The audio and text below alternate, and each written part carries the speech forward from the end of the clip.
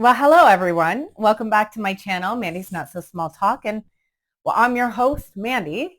And today we're going to explore a profoundly important topic, generational trauma, and how it intertwines with spirituality and cultural practices, specifically through the lens of Dia de los Muertos, also called the Day of the Dead. This episode will provide insights into how trauma can ripple through generations and how we can actively engage in healing for ourselves and our lineage. So grab a nice big glass of water or a nice warm cup of tea and let's dive deep into this essential conversation. Generational trauma, also known as transgenerational or intergenerational trauma, refers to the psychological effects of trauma that are passed down from one generation to the next. This can manifest in various forms: anxiety, depression, dysfunctional family dynamics, and more. So Dr. Gabor Maté, a well-respected expert in trauma and addiction, emphasizes the profound effects of childhood experiences on emotional and physical health. According to him, trauma doesn't just affect those who experience it, it also impacts future generations through the behaviors, beliefs, and emotional patterns of the parents and the caregivers. A study conducted by the American Psychological Association found that children of parents with unresolved trauma often inherit the stress responses and the coping mechanisms that have been passed down. This inheritance can alter how we perceive ourselves and our relationship with others. Understanding how trauma is transmitted across generations is crucial. One area of research that highlights this is epigenetics, the study of how environmental factors can affect gene expression. So trauma can lead to changes in how certain genes function, turn on or off, making descendants more susceptible to stress-related conditions. For example, a study published in Nature Neuroscience found that rats that experienced trauma displayed behavioral changes which were passed on to their offspring. Similarly, humans can exhibit changes in stress responses that stem from their parents' experiences. This scientific evidence reveals that the effects of trauma can manifest in our biology, often without our conscious awareness. So generational trauma can manifest in various ways. 1. Emotional dysregulation. Children may struggle to manage their emotions effectively, often resulting in anxiety or depression. 2. Relationship issues. Individuals may find it difficult to form secure attachments, leading to patterns of unhealthy relationships. This often is seen in adult children of parents who have faced significant trauma. 3. Coping mechanisms. Unhealthy coping strategies such as substance abuse or avoidance may be learned behaviors passed down from parents. According to a report by the Canadian Mental Health Association, about 60% of Canadians report experiencing at least one ACE. That's an adverse childhood experience. And many report experiencing multiple ACEs. In the US, the Center for Disease Control and Prevention, CDC, states that approximately 64% of adults reported, so this is reported, experiencing at least one ACE, which can significantly impact mental and physical health across generations. So now let's talk about spirituality and how it plays a vital role in healing generational trauma.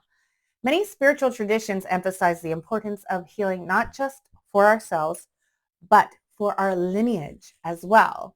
Spirituality can provide a framework of understanding our experiences and connecting to something much greater than ourselves. Practices such as meditation and mindfulness and rituals can facilitate healing. So when we engage in these practices, we create space to reflect on our inherited pain and powers and begin to rewrite our narratives. So many cultures have rituals that acknowledge the ancestors and seek their guidance and healing. And for example, in indigenous cultures, practices like smudging and honoring ancestors are central to healing and community cohesion. These rituals serve as a way to connect the past while creating pathways for future generations.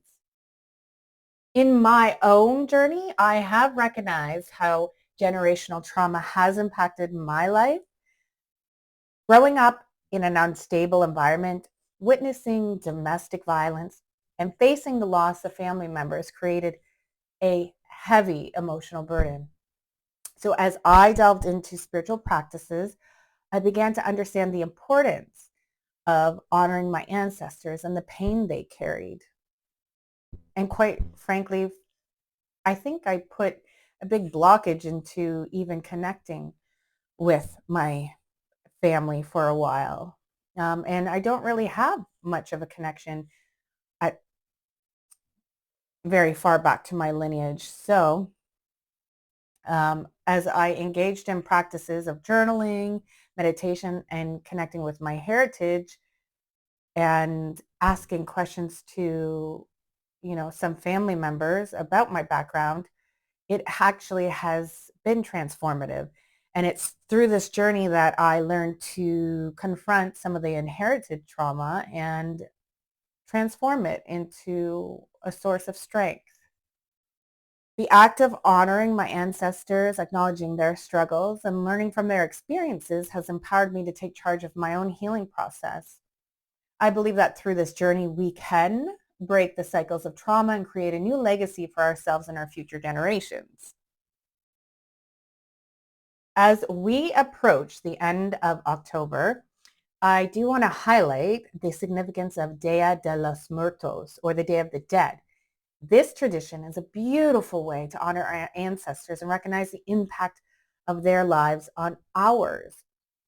Dia de los Muertos is celebrated primarily in Mexico by people of Mexican heritage around the world. Families create altars known as ofrendas, adorned with photos and favorite foods and mementos from those who have passed on. So this practice serves as a powerful reminder of the connection between the living and the dead, emphasizing the importance of remembrance. On this day, families gather to celebrate the lives of their loved ones, share stories, and engage in rituals that keep their memories alive. This act of honoring our ancestors is an essential aspect of healing generational trauma. It allows us to recognize the pain and the resilience of our lineage, fostering a sense of community and connection.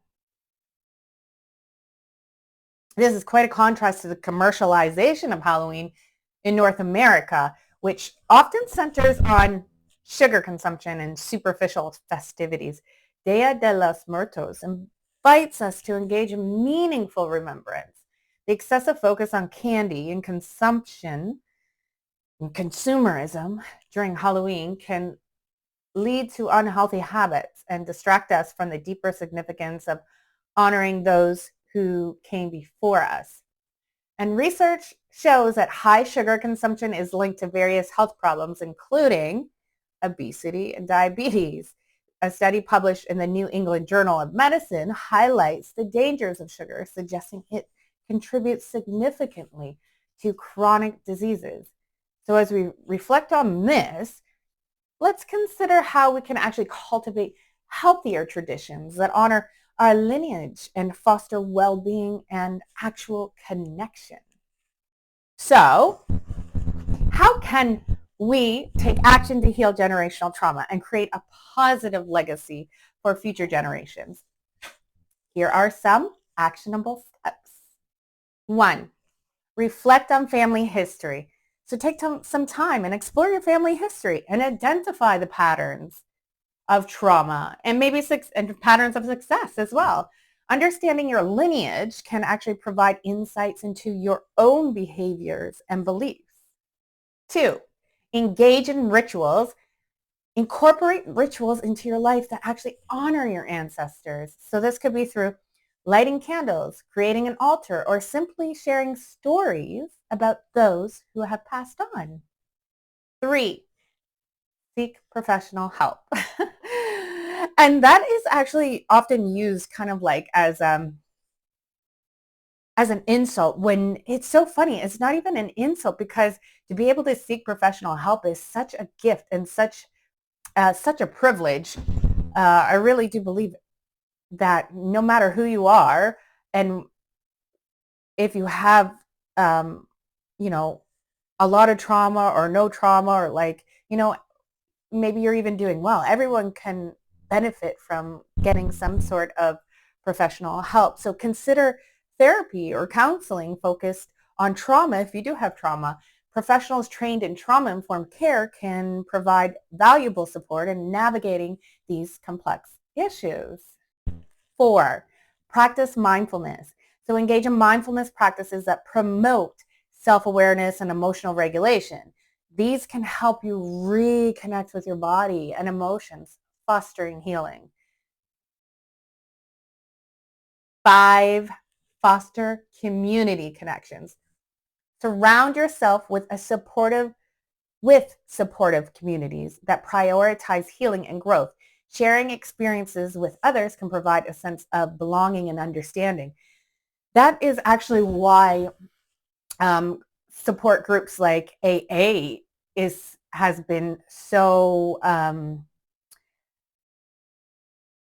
positive, has shown positive results, because it is being in a community that is sharing, your kind of challenges and understandings, and that are there for each other, that really helps elicit healing. And there's lots of studies and resources that have proven this to be true. And there's tons of support groups available according to whatever it is that you're going through. And you just, you just need to be proactive and, courageous enough to put yourself in that support group, as well as maybe there's something that you like to do, or a hobby or whatever. You can put yourself in a community like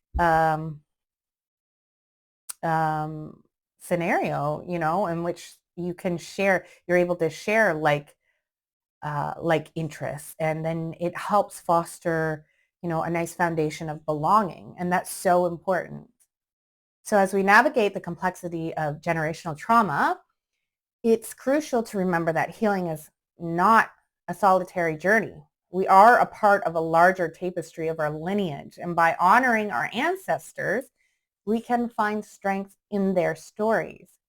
Dia de los Muertos serves as a beautiful reminder of the interconnectedness of life and death. It encourages us to celebrate our roots while taking charge of our healing journey. So let's strive to break the cycles of trauma and create a legacy of love, resilience, and empowerment for generations to come. So thank you for joining me today as we explore generational trauma and the significance of honoring our ancestors. And I hope that you feel inspired to engage in meaningful practices that promote healing and connection. And please, if you could take a moment, just press the like button and subscribe if you haven't already subscribed. And thank you so much for liking this video. Thank you for subscribing. Thank you for watching and sharing your time and energy with me. And until the next video, stay healthy and stay connected.